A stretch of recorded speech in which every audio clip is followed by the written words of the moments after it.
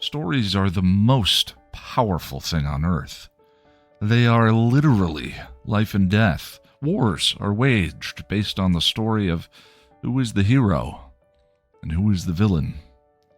You are the result of a story your parents told each other, the one-night stand, the soulmate, and friends who became so much more. Life and death. So wouldn't you like to understand them better, these stories? How Story Works, an elegant guide to the craft of storytelling by Lonnie Diane Rich, demystifies stories and helps you understand why you love what you love, why you hate what you hate, and why prologues are almost always a bad idea. How Story Works by Lonnie Diane Rich. Available on Amazon in ebook, audiobook, and paperback form. Get your copy today.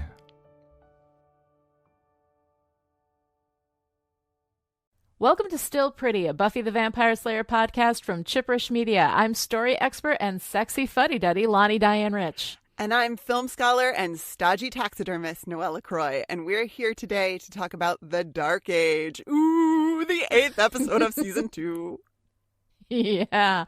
The Dark Age aired on November 10th, 1997, and was written by Dean Batali and Rob Desautels, and directed by Bruce Seth Green. A warning before we begin. Between us, we've watched Buffy roughly 11 skillion times, and we're going to talk about each individual episode in the context of the entire series.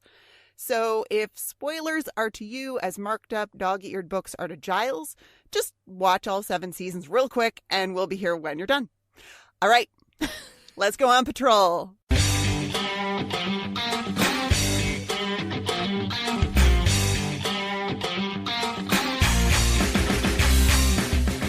In the Dark Age, Giles and Jenny are finally going to have a nice weekend, naked and unafraid. But then Giles' old school chums come back to town and everything goes sideways.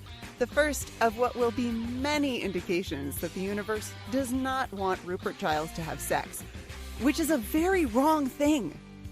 When the dead body of a man is found with Giles' information in his pocket, the cops bring him in to identify the body. Do you know him? Yes. I did. His name's Philip Henry. He's a friend of mine in London. I haven't spoken to him in 20 years. Buffy goes to foil a blood bag heist, but Giles doesn't show up. And that's weird, because Giles always shows up. Angel pops in to help out, and she asks him to take care of things for her. She goes to Giles' house and finds him disheveled and freaked out. He shuts the door in her face and calls England to discover that another one of his old friends is dead. He crosses her name off a list that has only 2 names left on it, Ethan Raines of the Halloween Chaos and his own. He rolls up his sleeves, revealing a strange symbol tattoo on his arm, and looks into the mirror. So, you're back. At the morgue, his old buddy Philip wakes up as a zombie and breaks out of his drawer, attacking a coroner. At a Saturday school session, Buffy goes to Jenny and tells her that she's worried about Giles. Cordelia mentions that the police were in the library questioning Giles about a homicide, and Buffy hurries to the library to call him, but is distracted by Ethan Raine trying to kill her by turning a shelf of books over on her. She grabs him and pulls him aside. I know you. You were in that costume shop. Oh, I'm pleased you remember. You sold me that dress for Halloween and nearly got us all killed. But you look great. Oh! Ethan tells Buffy everything, and she calls Giles, asking him what the Mark of Igon is. While on the phone, a zombified Philip attacks, looking for Ethan. The other kids come in and stop Ethan from running away. Buffy locks Philip in the library cage, and Giles shows up, no tie, top buttons unbuttoned, and looking a hot mess. And when I say hot mess, I mean hot mess. This Rupert Giles is dark and dangerous, and I am here for it. Hello, Ripper. I thought I told you to leave town. You did. I didn't. Shop's lease is paid till the end of the month. Why did he call him Ripper? You should have left when I told you. Oh. Just as Giles is about to beat the holy hell out of Ethan, Philip breaks out of the library cage, knocking Jenny out and disintegrates into goo, which infects an unconscious Jenny with zombie virus. Jenny wakes up, and after firmly telling Buffy to mind her own damn business, Giles takes her home. While Buffy ignores Giles' warning and has the Scoobies researching the Mark of Igon, Giles and Jenny hang out at his place, although the romantic vibe is kind of borked. I'm not a very safe person to be around at the moment. Nothing's safe in this world, Rupert. Don't you know that by now? At the library, Willow figures out that the demon Igon jumps into dead or unconscious bodies, and they figure out that it must have jumped into Jenny when Philip disintegrated. They call Giles' place, but Jenny/Igon has already pulled the line out of the wall. The demon tries to seduce Giles, and when he says it wouldn't be right, she mocks him, and then sexually assaults him. You don't deserve me. But guess what? You've got me. Under your skin. The demon starts to beat Giles up, but Buffy breaks in and stops it. The demon says, 3 down, 2 to go, and jumps out the window. Buffy gives Giles some tough love and gets the story. When he was in college, he fell into a bad magical crowd and summoned the demon Igon, allowing the demon to possess them temporarily. But when it got out of control, one of them died during an attempted exorcism. As Buffy's about to go find Ethan to protect him from Jenny, Giles breaks down. I don't know how to stop it without killing Jenny. Buffy goes to protect Ethan, but he has a better idea, knocking her out and putting the Mark of Igon tattoo on her, and then burning his off his arm with glowing Gatorade so the demon kills her instead of him. Solid plan, old chap. At the library, Willow figures out the answer. The demon needs a dead body. She'll give it a dead body. Igon shows up at the costume shop and goes for Buffy. They fight, and Giles breaks in, telling Igon to take him instead. But then Angel breaks in and strangles Jenny long enough to force the demon to jump into him. The demon in him fights off Igon. Ethan runs off, and Giles and Jenny walk away. The next day at school, Giles checks on Jenny, asking if she's okay, but she brushes him off. I don't think she'll ever really forgive me. Maybe she shouldn't.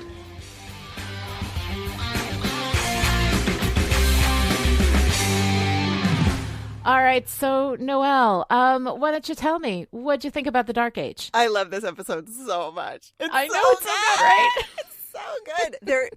There is so much in this episode that I am here for so hard. I know. And this is the episode of love Still it. Pretty where you remind me that my microphone does all the work for me, so I don't need to shriek because, oh my dear God, Giles and Jenny. I know, it's so great. Oh my God. I mean, there's a lot to say about this episode. So where do you want to get started? I don't know. Let's start with Giles and Jenny. I love them together, and I kind of hate that I love them together, but I love them together. I love them. It's really sweet, except though, I have to say, when she was teasing him about the book, talking about dog earing a book and marking it up, and like, no, that's not okay. Yeah. That was kind of mean. Yeah, I can't decide how I feel about her joke about doing unspeakable things to Giles's first edition book. Yeah. It definitely toes the line of being a real jerk move. Yeah. And of course, I think the premise there is that if someone is buttoned up, that's a bad thing, and they need to unbutton a little bit. Right. But of course, people have all kinds of reasons for being buttoned up, and it's none of your damn business. Including having secret demonic tattoos that they don't want you to know about. So, Which is why we've never seen Giles without a long sleeve shirt and a blazer. Long sleeves forever. But aside from that kind of, I mean, that's kind of a jerk move. I'm so here for Giles and Jenny. And this is where my whole I don't go for romance claim falls completely the fuck apart because I cannot wait for these two to get together. Yeah. And I think specifically it's the whole he was a librarian, she was a techno-pagan, she put her computers in his library, he let her take one of his books to bed. I just love it. Right. I will be the director of the Jenny Giles ship. All right. Totally. And Willow's got my back. With her feel the passion. Can't you just imagine them getting together? But then, of course, they all do imagine it, and they hightail it to class.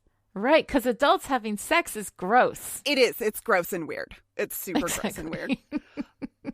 But aside from that, I mean, aside from that little jerk move about his book, I mean, the way she greets him, "Morning, England," like, Yeah. oh, so good. And then they kiss. And I love this moment so much. And my notes are just filled with exclamation points because they lean in, the bell rings, and then they go for it anyway, which is so unprofessional. You guys are at work, but also, yes! But it's still pretty awesome. And it's this very sweet little kiss. And they pull away mostly before any of the kids end up in the hallway. So I mean, it is like, you know, it's okay. But it's just so incredibly sweet. And I do, like, I'm not as excited, I think, for Jenny and Giles as you are, because I've never really liked Jenny Calendar, although I like her more and more as we go forward. Like, each episode she's in, she's like incrementally better. And then she just moves up from there. But I mean, I love when she says, "No, I'd like to stay in over the weekend." And we see this Giles' personal life, you know, which is so fantastic. I love, we've never seen him in any context other than librarian and watcher, you know? And so to see him with a personal background, you know, to get all of this out of this episode, the Ripper stuff, I mean, I love it all. It's so good. It's so good. And I love that Jenny is allowed to drive this relationship. I like her just telling him that she wants to have sex with him. I think that's fantastic. I love it. And it's not like, it's not creepy. It becomes creepy when she's demon possessed. But, oh, and by the way, I mean, there are several reasons that we know how, you know, we know that Jenny is possessed when she's possessed because her eyes do the, you know, scary demon cat thing. But when Giles asks, "How's your head?" she does not say "no complaints. And that's how we know. She does not make an innuendo-y joke, and that's how we know it's not Jenny. Okay, first of all, I don't think they would have gotten away with that, but that is a fantastic response to that question. That's the response to that question. Clearly. The only response to that. The only response to "how's your head" is "no complaints." I guess unless you've had complaints, and then it's not complaints, it's feedback. It's feedback. I've had mixed feedback is the response. I don't know. Check my Yelp reviews. You know, and then Yelp has a whole new meaning. Like, you can double entendre this all the way down the hill. We will double entendre the house down. All right. So what did you think of Jenny when she was all possessed? Oh my God. Okay. So I have many, many feelings about this demon. Like, many feelings. And my feelings about the demon possession are really, really tied to my queer reading of this episode and of Giles's past specifically. I'm not sure I can get into my demon feels without opening this whole can of subtextual, bisexual, intellectual feels. All right. You know what? Let's open that, because I have been waiting to hear this theory. Oh my God. Since we started talking about it. I love it. So we've got, you know, so we've established Jenny Calendar as a love interest for Giles pretty clearly at this point. And this is the episode where it gets real. I mean, they kiss, they make plans to consummate their relationship or whatever the fuck. But there's another Giles love interest in this episode. Because when Ethan rains, it pours, baby. Okay, we have to make a t-shirt with that. Well, and I kind of can't believe I skipped over all the queerness that is Ethan Rain when we talked about Halloween. And I think that's just because there was so damn much to talk about in Halloween. Interesting. But I read Ethan as queer, or at very least not strictly heterosexual.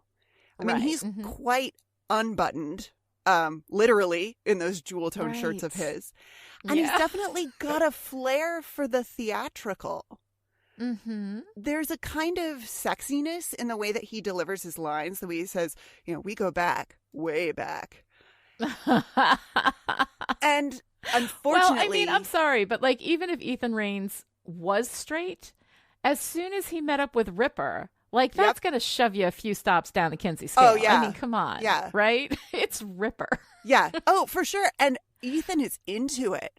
when Yeah. they get together, when they meet up Yeah. again in Halloween, he says, "Hello, Ripper." Like, it's this Yeah. lovely, like, whoo.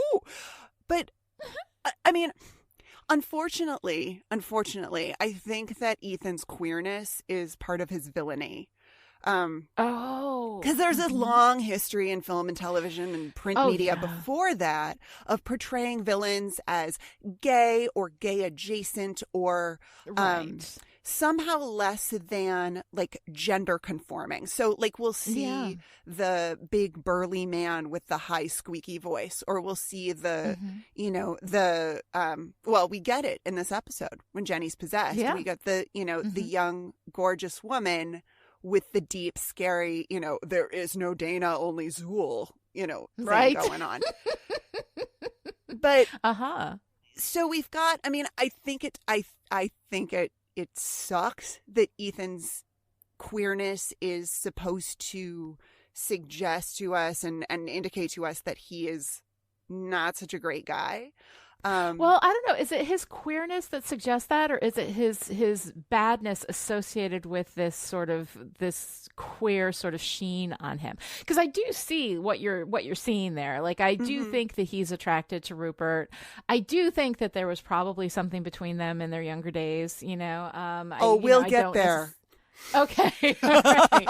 But I mean, the thing is, like, is it that the putting elements of queerness within a character makes them villainous, or we just so often only allow, especially at this time, only allow the queerness to come out in our villainous characters, so we kind of associate those things? Because I definitely see what you're talking about. Like in pop culture villains in general, we do sort of have them as, sexually, like, I don't know. And I don't want to, like, this is a word that they would have used back then, but it is not what I think, but like sexually deviant, right? That we have those elements within, and we only express those in our storytelling, aligned with villainy, so that we see them as connected, all the time. And the thing is, like, I like Ethan Raines. Like, he's a villainous guy. Like, he is absolutely, terrible. But I love the character. I think that he's interesting, and his, this kind of like queer element is associated with villainy so much, that I feel like, I don't know if that's a deliberate thing in this, although it is in the text. What? No hug? Aren't you pleased to see your old mate? Exactly. It is in the text, and I think that the guy who plays Ethan Raines, I can't remember his name at the moment, and a million people listening to this are shouting it out at me. Everyone's shouting. I can't hear you. You're in the future. I'm in the past. But I mean, I think that, like, even though it's in the text, it's also very much in the performance, and I think that he does a really fantastic job with that. Yeah, with kind of like pulling that element out. And I'm kind of on the fence here, in that, like, I like the idea of seeing some queer representation, especially in a character as awesome as Ethan Raines. But yeah, this association between queerness and villainy is A, overdone, and B, like, when that's the only representation that you have up until we get to season 4. I'm not sure we have any gay characterization before season 4, aside from doppelganger, Willow in season 3 with the vampire Willow, right? Yeah. So I think when you have it in absence of any other real representation of gayness or non-heteronormative, because there's a huge spectrum there where anybody can fall. I think that is really what the problem is. But I don't know that I would necessarily see it linked like that if we didn't have everything.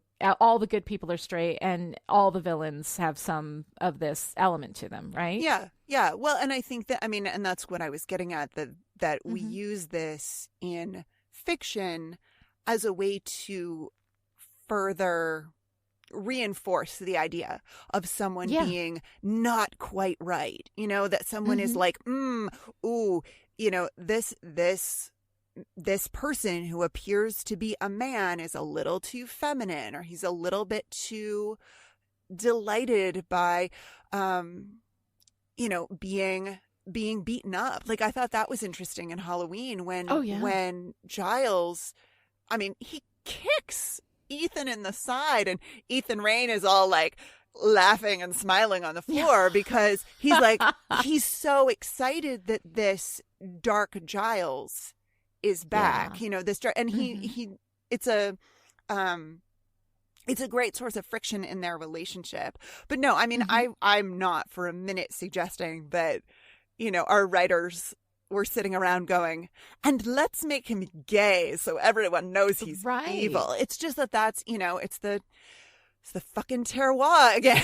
I mean, it's like terroir. That's, you know. No, it really is. It's just there. It's so, and as you're talking, I'm thinking about like the Joker in Batman, right? You know, all that makeup, the high pitched cackle, like all of these things that sort of kind of take this idea, these culturally assumed affectations of queerness and twist them into something demonic. Yeah.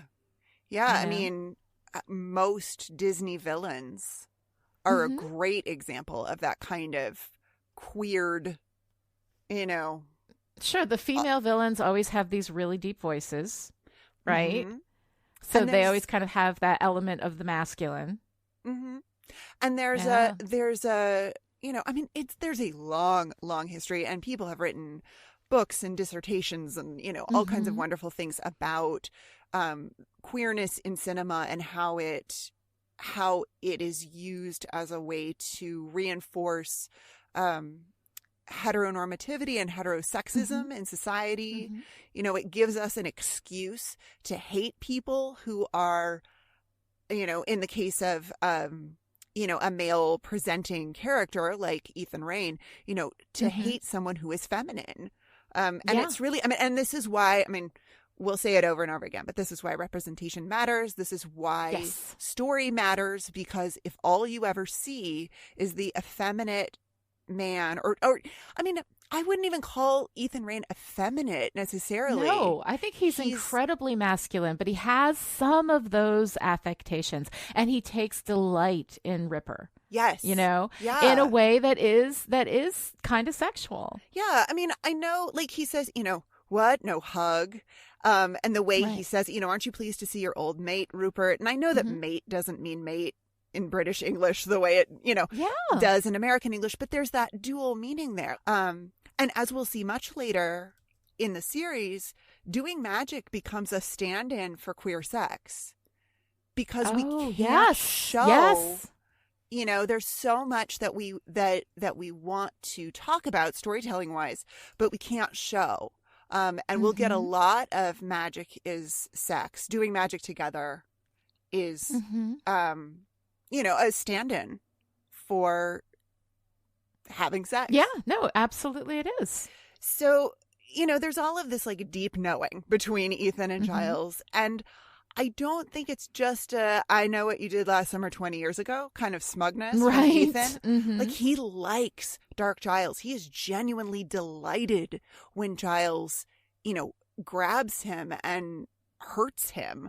And you know, so we hear when Giles tells his story that it was that he and Ethan were the ones who discovered Igon together, and they brought the rest of the group in.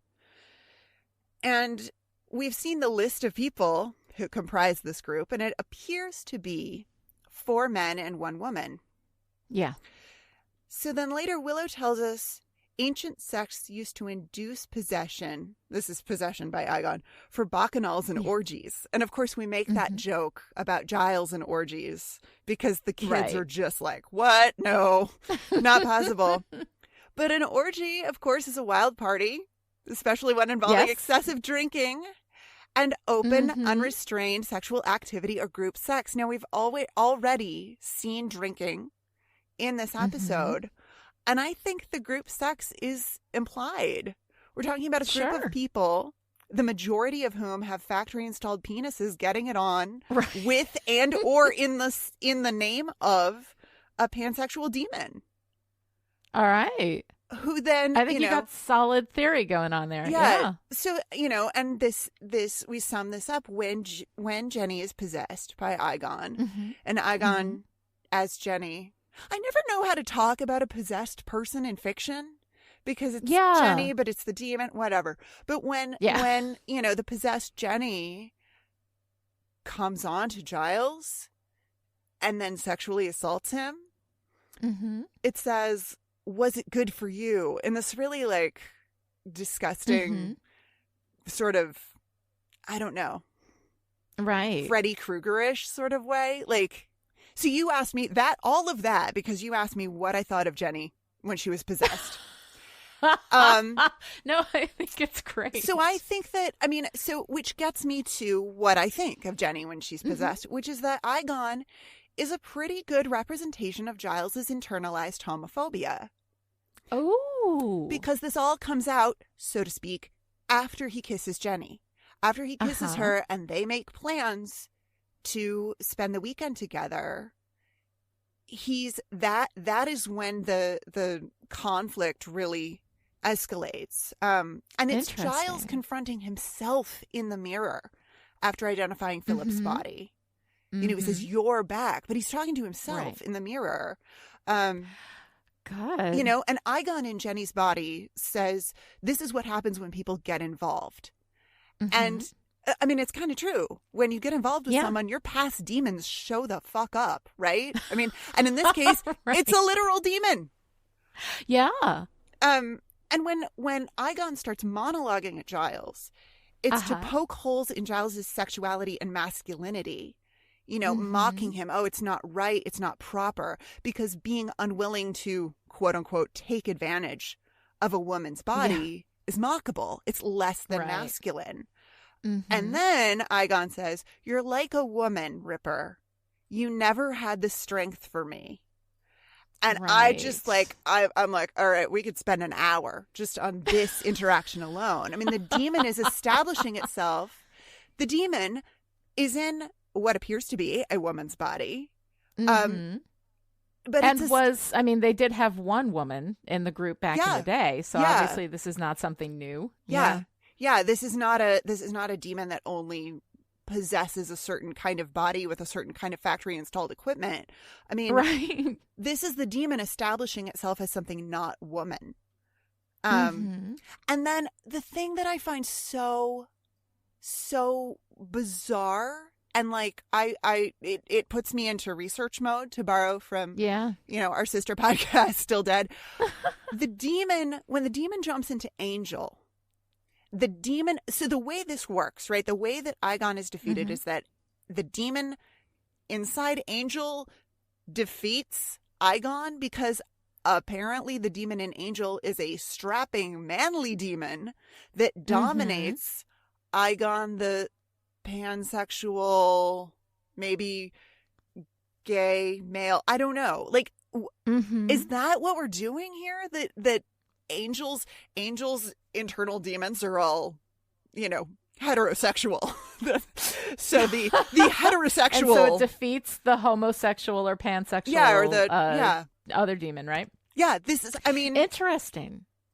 Because I love Willow's solution to this problem. It's fucking brilliant. Oh yeah. But how do we know that the demon in Angel is stronger than Igon? See, I read that as the demon in Angel wasn't what fought him off. Angel fought him off because Angel is used to having a demon in there, and he's used to being in a human body. Whereas the other demon, Igon, is not used to that because he's just been kind of floating around before he could possess all these people. And then he just keeps turning into goo, which has got to be incredibly frustrating if you look at this from the demon's perspective, Yeah. So I think that it's just that Angel knows what it is to have a demon, and he was ready for that fight, whereas Igon wasn't ready for that fight. But I think that given all the other, subtextual queer theory here, that's not an unfair reading of that. Yeah. I just think it's fascinating that when the demon is mocking Giles, it's for being effeminate and for, the demon, when the demon assaults him, it says something like, you never had the strength for me. You never had the stomach for it. There's something here, and I don't want to get too far into the queer theory weeds, but there's something here about being on, oh my gosh, how do I talk about this in as least problematic a way as possible. Being on the like being a receiver in the sexual encounter versus being a, I don't know, driver. Because we've seen all along Jenny, who is a woman, is driving this sexual relationship. Yes. She's the one who wants to make him squirm. She's the one who is, you know, making all of these plans for them and taking him to monster trucks or whatever the fuck. Monster trucks, by the way, which is a very masculine, you know, kind of interest. Just idea. Yeah. From the beginning. Jenny's interests definitely veer toward the masculine. I mean, she's the one who's into sports. She's the one who's into monster trucks and computers. And yes, I know we're getting into like problematic gendered territory.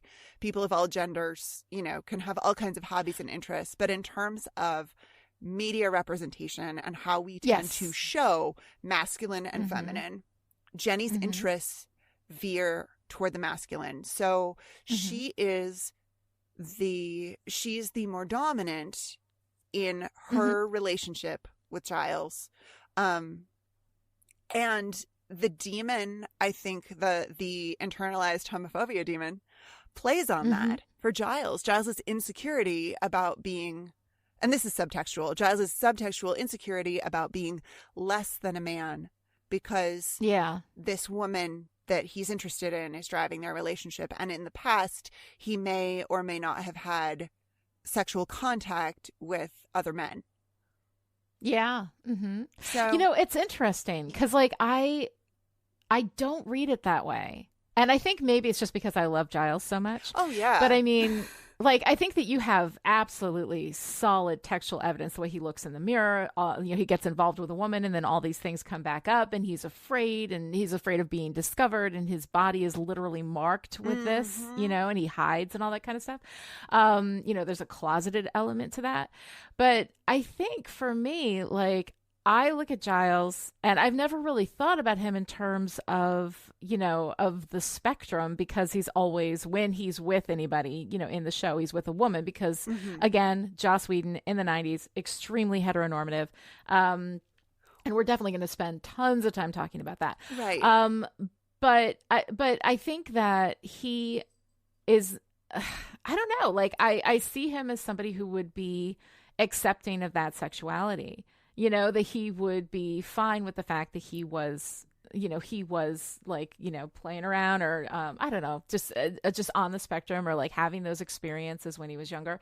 I could definitely see him being with a man, you know, as this character. I could see him being bisexual. Absolutely. You know, and I think that there are things within Giles that do have those traditional feminine elements, you know, in a more heroic way. And yet we don't really see that. We never textually acknowledge that, you know? But I think it's just because like my reading of Giles would be something like that, you know, that he would accept himself. But you know what? Because he's so ashamed of the magic, and I think the magic is associated. I think you're right. I just like my read of it, because I love Giles so much, is that Giles, wherever he was on the Kinsey scale, he would accept that and be fine with it, you know? And that's not what would bother him. Except that this magic is what killed his friend. I mean, that it goes from, you know, a fun sex party to an unsuccessful exorcism real fast. And, you know, people die. And if we wanted to do an AIDS pariah story here, we absolutely could. I don't think that's what we're doing at all. Right. But my queer theorist friends out there, I mean, take it and run with it, because I think there's something there, But it's not too. just AIDS that would kill gay people. I mean, it's Matthew Shepard. I mean, it's abuse. It's getting beat up. It's, you know, I mean, there's a million different things that make being a gay person or just a non-hetero straight person much more dangerous. Oh, absolutely. You know, there's a number of things. And so, absolutely. you know what? I think you're absolutely right. I think that I like Giles so much. I like to think that he's not homophobic, but you know, I mean, I think that you're absolutely right. But Buffy is homophobic in this episode. Buffy makes a homophobic remark in this episode when... Oh, how did I miss that? What did she say? Ethan says to her, "Aren't we manly?" And she says, one of us is. Oh. Which is extremely homophobic. Because, but she's embracing her own masculinity, though. But she's, by saying he's not diminishing manly, his. she's slamming him. Sure. She is diminishing him by insulting his masculinity. And that's where that's what the homophobia is. I mean, because homophobia, and this is how homophobia and misogyny get linked. That if we associate anything female or feminine with less than a man who is in any way, I'm using the biggest air quotes in the world, you can't see me, but not manly, because masculine and feminine in society are these monoliths. Never mind that gender is imaginary. It is made up. This is all made up, and we use this language to control people in society. So I think that there's a real depth to, internalized misogyny. We see that on Buffy as well, but internalized misogyny, internalized homophobia, because I don't think Giles has a problem with Ethan. Except that Ethan is cruel and unusual and, No, Ethan's villainy is what he has a problem with, but not Ethan as, Not Ethan as the sort of, pansexual imp that he, comes across as. So it's a really, really tricky situation. And I gotta give it to Anthony Stewart Head for giving just the best performance I think that we've seen so far. Oh my God, no, it's fantastic. When he lies to the detective about the tattoo and he says no, she says, have you seen this before? And he says no. Or do you know what this is? He says no. But you can see the yes on his face. I know. Oh, it's so good. It's so good. Yeah. So, all of that deep, there's so much deep shame that comes through in Anthony Stewart Head's performance. When he takes that drink, he takes that sip of whiskey and then he touches his face and, holds his head oh God, what? Yeah. It's all of these things that he thought he was past. This was 20 years ago. He's got 2 decades of separation from all of these people in whatever way they were related and whatever, contact, sexual or otherwise, they may have had. This is in the distant past for him. This is half his life ago. So then to be confronted with that and his deep shame over, the death of his friend because he and Ethan were playing with this demonic possession as a way to get high. It's really, really good. It's really good. Fantastic. Yeah. And Anthony Stewart Head is amazing. And this is one of the things that I absolutely love about this episode is this is our first look into personal Giles, right? It's the first time we see his apartment. It's the first time we see him in any context other than Watcher or Librarian. Yes. And we reverse the roles with Buffy. In this episode, Buffy's the Watcher. Buffy's the protector. Buffy's the adult. Yeah. I love that we do that with them and we put her in that position. They are much more equals as of this point. This is when we kind of switch into that space because Buffy is already, because of her responsibilities, forced to become an adult much earlier, than for a kid her age, than usually a kid her age would. And so she's in this adult space and she is so comfortable within it. She, stands up to Giles. She gives him tough love when he needs it. She listens to him when he needs it. She provides him comfort when he needs that, she's there with him through this whole thing. And I love seeing that move with Buffy because we are really taking her. The first step on this path, I think, was Prophecy Girl when she laid down her life to save others, right? And she comes back from that experience essentially changed. And we've seen her growing and growing and growing and growing last week with Lie to Me, right? Yeah. That loss of innocence, and here we are with her on the other side of that, where she is able to be the adult in the relationship with Giles and support him in the way that he needs it, and not taking orders from him. He tells her to stay out of it, and she completely ignores that because she knows what needs to be done. So she is taking over the role of the person in charge while Giles is kind of knocked out for a while. And it is because she does that we're able to save the day. Although Willow does a huge amount of that, and her stepping in is kind of amazingly fantastic. She's so good. Phenomenal. Before we get into Willow and how much I love her, because we all know how much I love Willow, something that is wonderful about the Buffy Giles role reversal here is that he talks about, when he tells her his story, he talks about being in school and resenting everything because he knew that he was going to be a watcher. It didn't matter. It didn't matter what he wanted to do with his life. Right. Because this was his destiny. And we've heard, I mean, this has been Buffy's, emotional leitmotif for the entire show thus far, which is, I want to do these things. I want to choose my own path, but I have this. But I am role. chosen. Right. Yeah.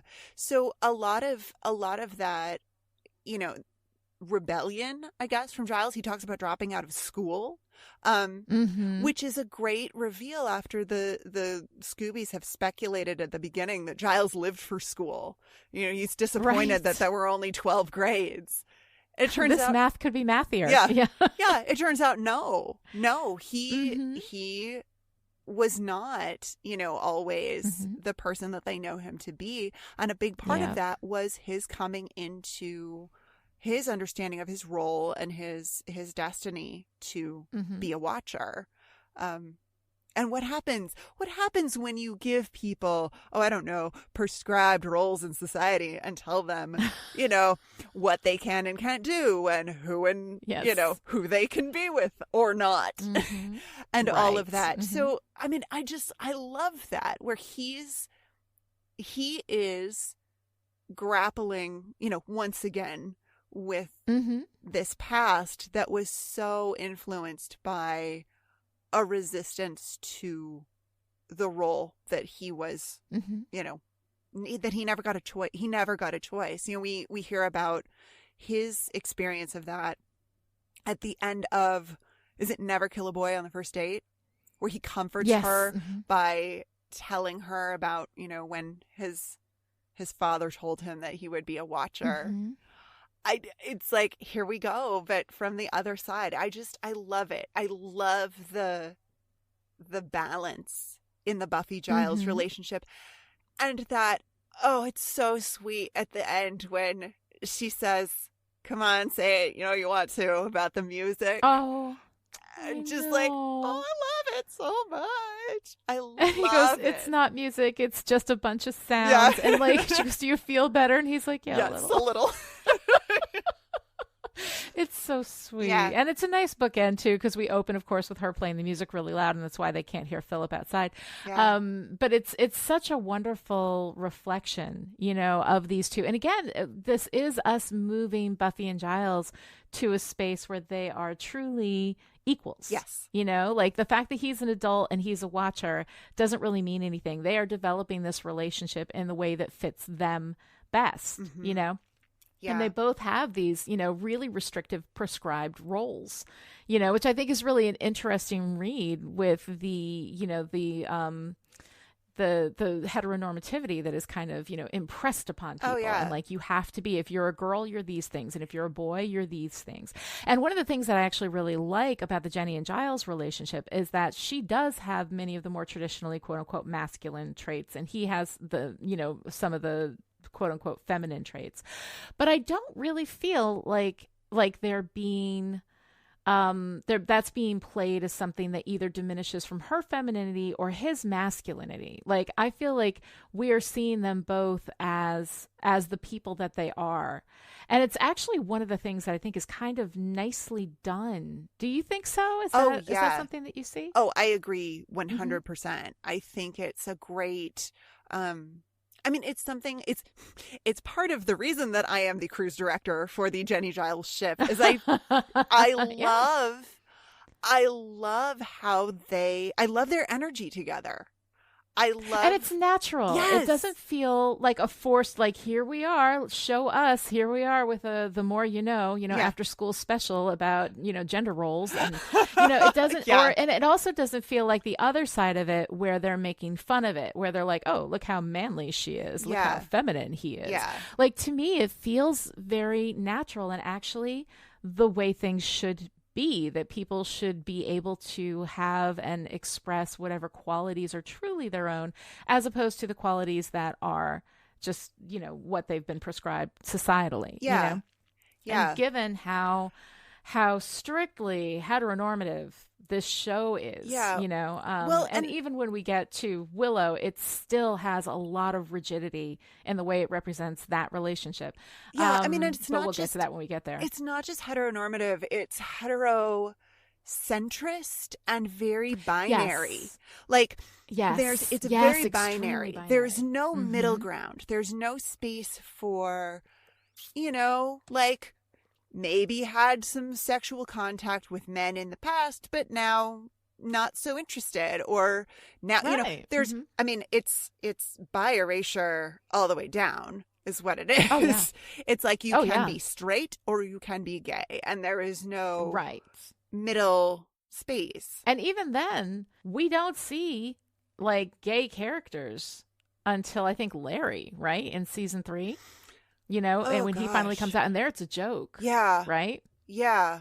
So we don't see, and then by the time we get to Willow, we have that's this handled so poorly. Flip switch, right? Like you're either a Kinsey 0 or a 6, and that's it. That's all you get. Those are your choices.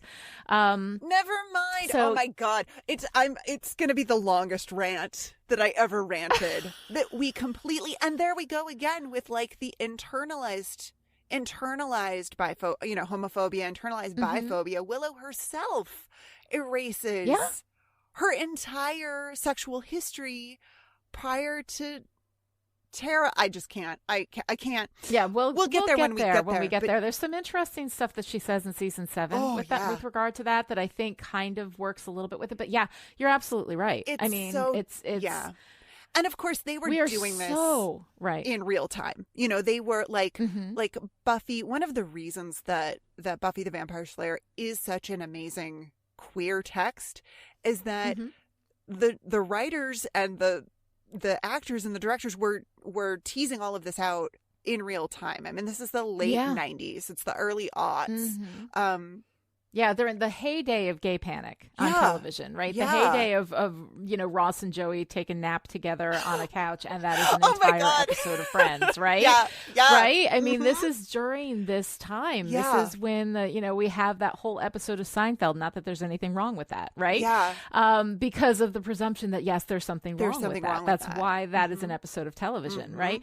So I mean, there's so much of that at this time, and breaking free of that is a progress. And I mean, at the time, like, it was a huge thing that we even had, a lesbian couple on television. It was celebrated for fucking amazing. Yeah. It was fucking phenomenal. Like, it was, and this is something about the history of the LGBTQ movement in the United States is that we've had the fastest, like, human rights movement in history. I think, like, that just historically the rise of awareness of queer identities and queer issues. Now, we have a lot of work to do. Yeah. But in terms of awareness and representation, the increase, I mean, it's just explosive, and it happened so quickly. So when we're talking about a text like Buffy that is kind of towing the line of some of these issues of queerness and, other, air quotes, sexualities. They're doing this in real time. Like, they're teasing this out kind of as they go. And I think especially and responding to the culture in which they live. Yeah, for sure. And I think as we go along, we'll see this where they sort of try, like it's like, oh, we're trying really hard to do a good job. But then, now when we look at it, looking back with our 2020 hindsight, we're like, oh, that's fucked up. Like, that's way fucked up. But for the time, it was actually really like a good push forward, and it was the best that they could probably do at the time with what they had. So given that, like, I appreciate the fact that we got what we got from Buffy. I think that the criticisms are absolutely fair, but also, when you think about the progression of, LGBTQ, and it breaks my heart to say this, but I think it's true. It's because there's white people who are LGBTQ. Oh, yeah. And so they use their white privilege to move that forward the same way that white women had used, white privilege to move feminism forward. Yep. So, which actually brings me to my this week in feigned wokeness, yes! right? Which is a very brief mention of a person of color that we've got in this episode. The only person of color that I picked up on, and of course, is a black woman detective, right? Which is a variation on the black woman judge trope, right? Which is this, okay, so what we're going to do is we're not going to like write a character of color. We're not going to give anything interesting for this actor to do. We will, however, employ an actor, and we will make sure that we give her a job that is powerful and respected within the community. And, we'll have her in that position, and we'll be able to say, hey, we have a black woman, and here she is. She's a judge. She's a cop. She's a doctor. She's a professor, right? And we'll do that without actually writing characters of color within the story. And this is something that is a phenomenon that has gone back for quite some time. You see it everywhere. As a matter of fact, I think the vast majority of judge characters are black in TV and film from the 70s forward, right?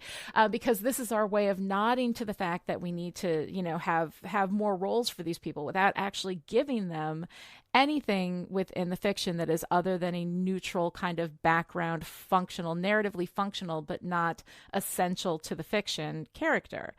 And so as soon as I see, like, and the thing is, it drives me crazy because on the one hand, I'm like, yes, this person got work for a week. And that is awesome because we need more representation, not just, on screen, although definitely, but God, behind the scenes, above the line, making the creative decisions. And that's something that is happening a lot more now. But as soon as I saw that black woman detective, I was just like, for God's sake, like, can we just not with this? So, Buffy in its time, I think I think it did better by LGBTQ than it did by people of color, definitely.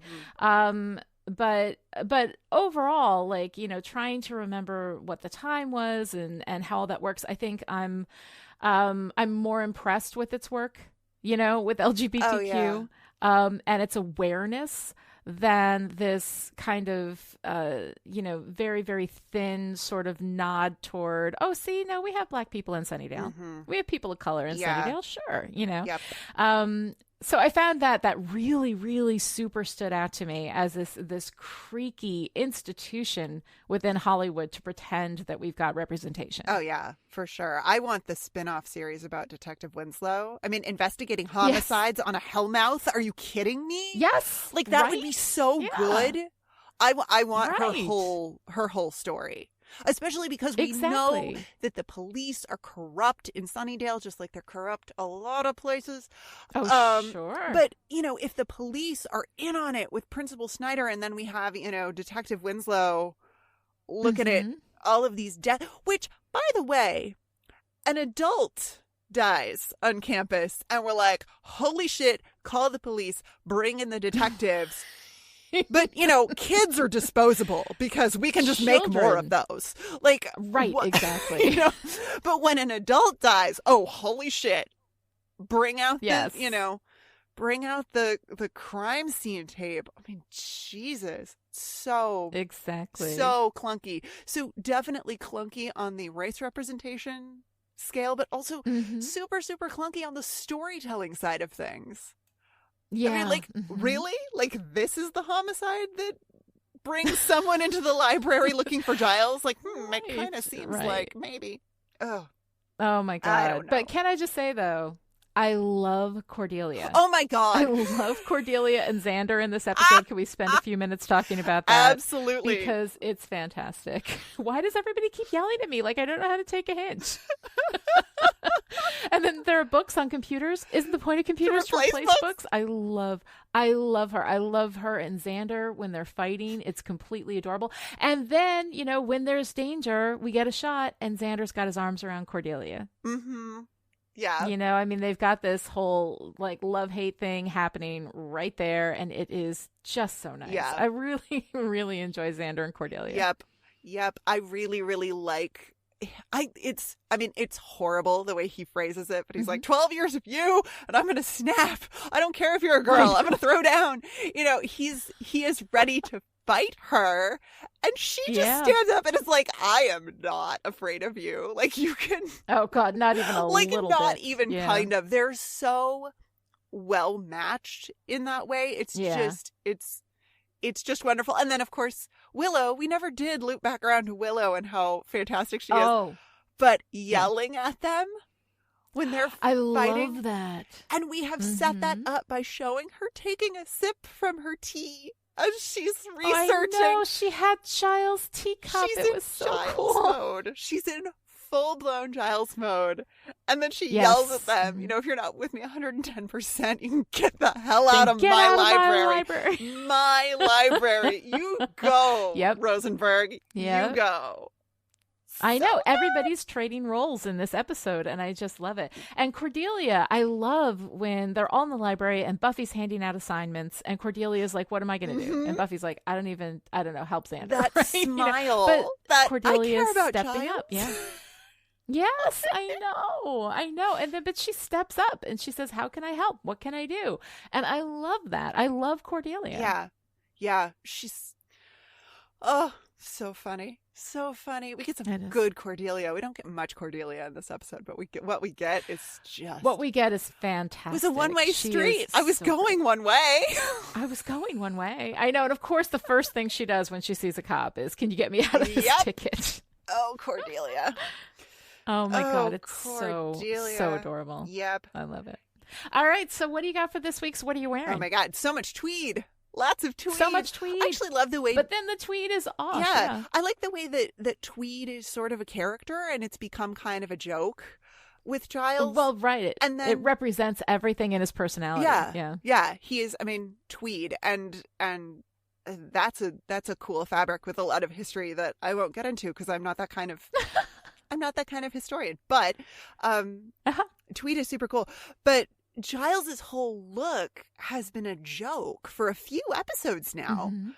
But I love how we show Giles's descent into darkness, with his like the change in his physical appearance. It's so great. First of all, stubble. What? Right. I mean, right. Come on. Giles shaves at 5:15 on the dot every morning. And every evening. There's no 5 o'clock shadow here.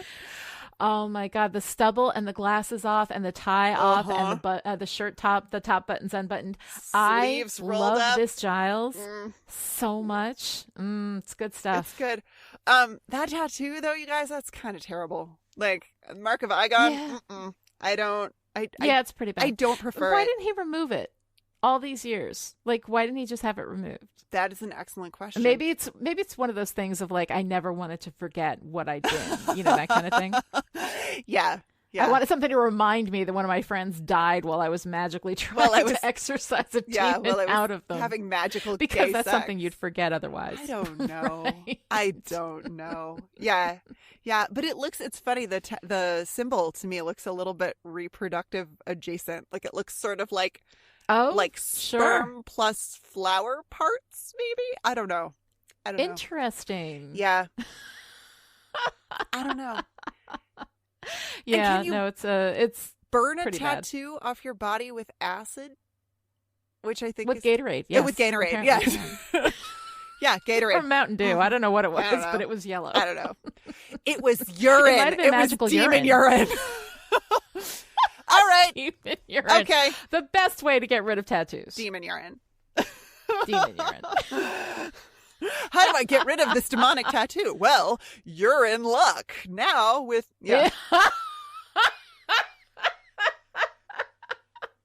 As seen on TV Uh-huh. in the Walmart aisle. Yes. Yep. But the Giles's physical transformation as he descends into darkness with his weird dreams and falling asleep on his desk and all of that. Okay, all right. Storytelling question. Sure. What the fuck with the dreams?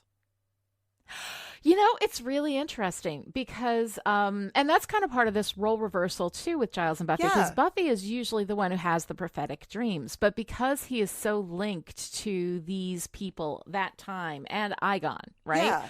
Yeah. I think that there's something in that's giving him dreams, because Ethan says, "Oh, you've been having the dreams, haven't you?" Right, which indicates that Ethan has also been having the dreams. So all of these people have been having these dreams. They're all freaked out. Igon is going through them like a hot knife through butter, and now Giles and Ethan are next. You know, So I find that I kind of liked that, because it put this reversal. You know, he is experiencing a lot of what Buffy experiences. You know, and she is playing his role, so they're supporting each other in those ways. You know, it's really great. I love the dreams as part of this story, but I don't understand what we're supposed to understand about the dreams, other than that they connect Giles to Ethan and to the demon and to their past. I mean, does he know? There's like this weird crossfade sort of situation going on that suggests to me that he is connected to the tattoo somehow, so that when Ethan tattoos the mark of Igon on Buffy, then Giles is dreaming about that. I don't know. I was confused by some of the editing choices. I think it has. Yeah, I mean, they're weirdly edited. The dreams are usually weirdly edited. But I think that for Giles, it is that connection. And I think the tattoo may be representative, you know, of that. But I think that Igon being active, you know, kind of activates the little bit of Igon. I think that is maybe there's residual demon, you know, you exercise like 98%, but you can't get it all out. Oh yeah. You know? So I mean, I think that maybe there's a little bit of that residual demon in there that gets activated, you know, when Igon is, you know, in pursuit or whatever. And that's what gives them those, you know, those connected dreams, those prophetic dreams where they can see what's happening. Mm-hmm. Okay. All right. I'll take it. That's my guess. I'll take it. I don't know. I'll take it. All right, so while we're still in what are you wearing? Yes. I have to say, you know how I feel about, I love Buffy's fashion sense. I love all of that. I hate when they make actresses run in high heel boots. That drives me crazy. I love that Buffy in this fight with the blood bank vampires, right, that she's wearing, like, I think sweatpants. She's got the leather coat on, but she's wearing sneakers, and she's beating holy hell out of them with sneakers on. And I'm like, thank you for that. Like, it's just too much. I appreciate it's just too much. Yeah, that little bit of reality and of comfort. Like, honestly, and I just went through this on, you know, on an episode of Listen Up A-Holes that'll be coming out next month. But where, like, the clothing that people wear, you know, because the whole point of storytelling is not that you show it how it is or how it should be, but that you show it how it feels, right? And so Buffy's fashion and those choices are about how it feels to be the Slayer, that she feels stylish, she feels powerful, she's wearing high-heeled shit-kicking boots, right? And I think that's great. But there's something about it that drives me crazy when the practicality of the outfit clashes with the needs of the, you know, of what she has to do. When you have to beat the hell out of somebody, you know, you don't want to be wearing like a prom dress, right? You know, and I mean, in Prophecy Girl, that's how it turned out, and that's fine, you know. Yeah, and that's the point because that prom of that dress moment. was definitely a big part of it, right? But I think that like normally when you're going on patrol and you're walking for miles, like the reality of that, I just can't get past it. I can't get past how it is to how it feels. Yeah. You know, and I understand that this is probably just a problem with me, but every time Buffy, you know, wears a pair of sneakers while she's on patrol, I think an angel gets its wings. I'm just saying. No, I love it. I love the range in Buffy's wardrobe. Yes. I love that we see her wear all kinds of things. That just it makes me very happy, and I think it really supports this thesis that the show has already, that she plays, she's the Slayer, but she plays all of these other roles as well. Yeah.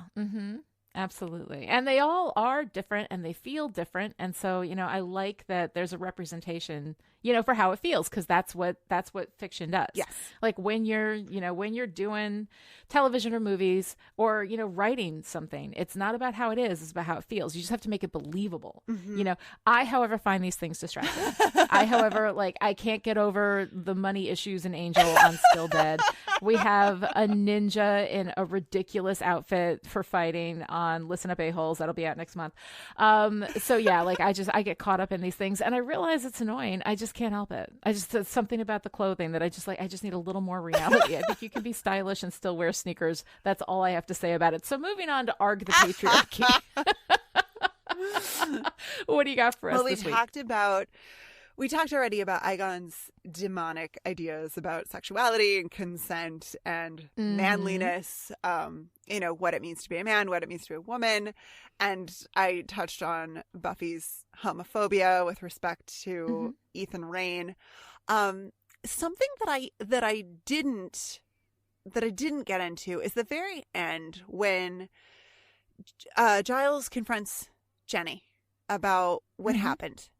And she is traumatized. I mean, she's, you know, and makeup does a great job of making her look kind of rattled. Like she's been through it, and she tells us that she hasn't been, or no, not that she hasn't been sleeping, but that she's been sleeping a lot, that she's exhausted. Yeah. And I was thinking about that, and I like the way that scene is shot. I really like the way it's played.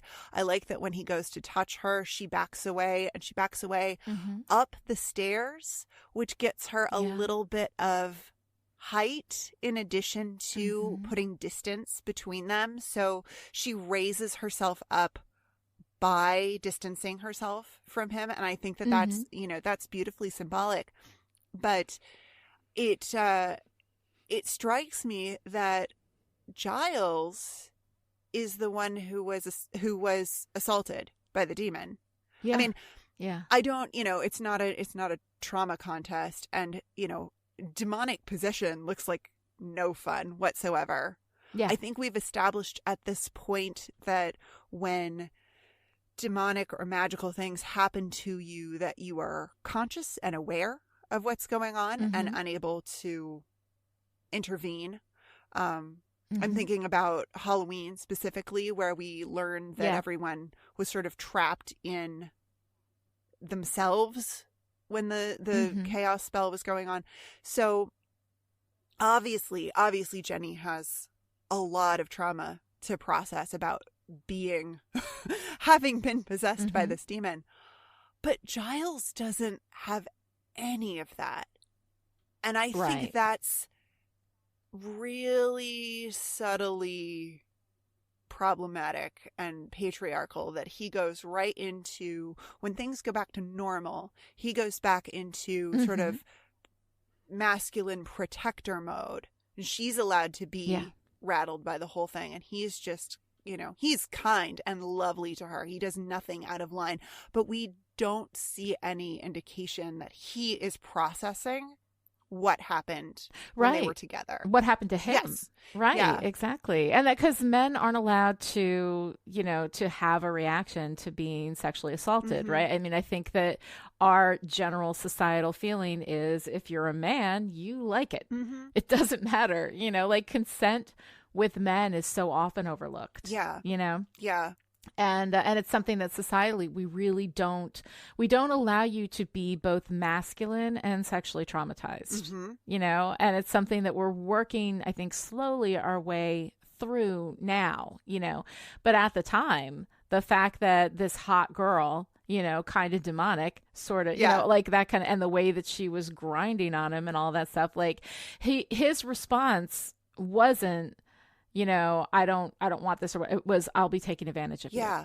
Which of course at the moment he thought it was Jenny. So I mean, that's definitely something. I'm very attracted to you, but I'll be taking advantage. And also he's freaked out and he's thinking about other things. There's a demon that wants to kill him. I think that he can be excused for not wanting to have sex at that particular moment. Well, and she was recently unconscious. Which, right. I mean, okay. Without demon possession, sure. Yeah, demon or not. I mean, she lost consciousness, and that's pretty fucking serious. And don't give somebody a big glass of whiskey when they've been unconscious recently. Giles, come on. Yeah, give them a big glass of hospital. I think that's what you need to do. Yeah. Ugh. But no, I think you're right. And I think that's the way, like, the patriarchy is not about man hating, because it's bad for men too. Like all of these ideas that we are prescribed, that this is the way that a man, quote unquote, acts, and this is the way that a woman, quote unquote, acts. And these are the burdens that you have to bear for your gender. Yeah. Yep. And I think that, like, the only reason why it's acceptable for a man to not want to have sex is because the woman is compromised. She's drunk. She's, he's being a gentleman, right? But obviously he wants to have sex with her. And when she does assault him, the demon Igon assaults him, kisses him, throws herself like all over him, like, and it does look like something that will turn into, a very physical, and possibly like rape situation. But Buffy breaks in and breaks up the party. Right. So I mean, I think that, like, the fact that if that had happened to a woman, role reverse that. Oh, yeah. That it had been a woman being thrown around by a man who was forcing himself on her, we would have a much stronger reaction to that. Although I will say that we have no problem kind of erasing Buffy's trauma on a regular basis. We're going to do it a little bit later this season, as a matter of fact, and Go Fish. But yeah, I mean, I think that, like, the way in which we think about those things is very patriarchal, absolutely damaging to men, does not allow them their trauma or their experience, and is something that needs to be staked in the heart. Oh yeah, 100%. So there you go.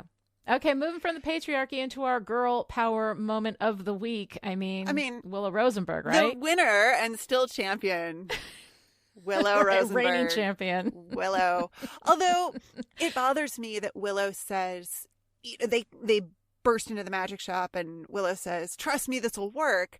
And then in the next scene, she says, "I wasn't sure it was going to work." I'm like, no, don't undermine Willow's awesomeness. She is fantastic. And confidence. She pulled that together. She got Angel, right? Yes. We didn't have Angel come in and say, well, I'm a dead body. I'm a dead body. Like, Willow figured it out. Willow fetched Angel. Willow put him on the job and told him what to do and where to stand and how not to block anybody's light. And he went in and got it done. But I mean, because she was the captain of that ship. And I love that whole interaction. Yep. She is wonderful. Willow as the leader of the group is just delightful. Oh, she's wonderful. I love it every time that happens. All right, so tell me, what is your favorite part? Giles and Jenny forever. Give me that kiss in the hallway, baby. I love it. I love it. And I love that I ship everything. And the one thing that I don't ship that hard, you're like into it. I'm like into it. I'm like more. And I'm so sad at the end when they're like, they clearly want to be together, but there's so much darkness and trauma between them and they can't. And it's pulling them apart. And she has to go to class. It's so, oh God. I know. No, I love them. And I think, honestly, if I'm honest, I think it's because I love Giles and I want Giles to have somebody. Jenny's, Jenny's fine. Jenny has some good qualities. Jenny has not some good qualities, but Jenny gets better in every episode. Yeah. I will say Yeah. that. Like, I didn't like her much in the beginning. She does gradually get better every episode. And then when I finally like her, of course, that's when Angel kills her. And that's it for Yeah, Jenny. then she dramatically gets worse real fast. Like, it's like, oh. Yeah, but and Giles and Jenny. Giles and Jenny. Yeah. All right. Aww. What about you? What's your favorite part? God, Giles' personal life. I love seeing his apartment.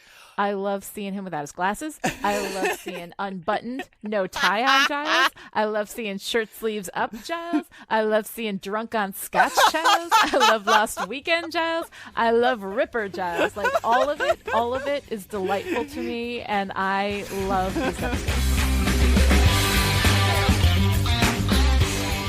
That's it for today. To join in the discussion on Twitter, follow Lonnie at Lonnie Diane Rich and me at Noelle Aloud and use the hashtag StillPretty. You can also visit the Chipperish forums. Go to chipperish.com, click on forum, and join in the fun. Or you can keep Chipperish Media going to the tune of $1 a month or more and gain access to the live chat and Discord where you can hang out with me and Noelle and all the Chipperish patrons who are the worst crowd that would have us.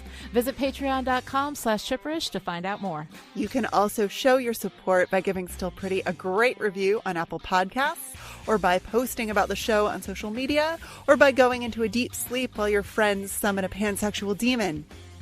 Don't do that. Don't do that. That ends badly. We don't recommend it. We'll be back next time with What's My Line? Parts 1 and 2, the 9th and 10th episodes of Season 2. Until then, if you two aren't with me, 110%, get the hell out of my library.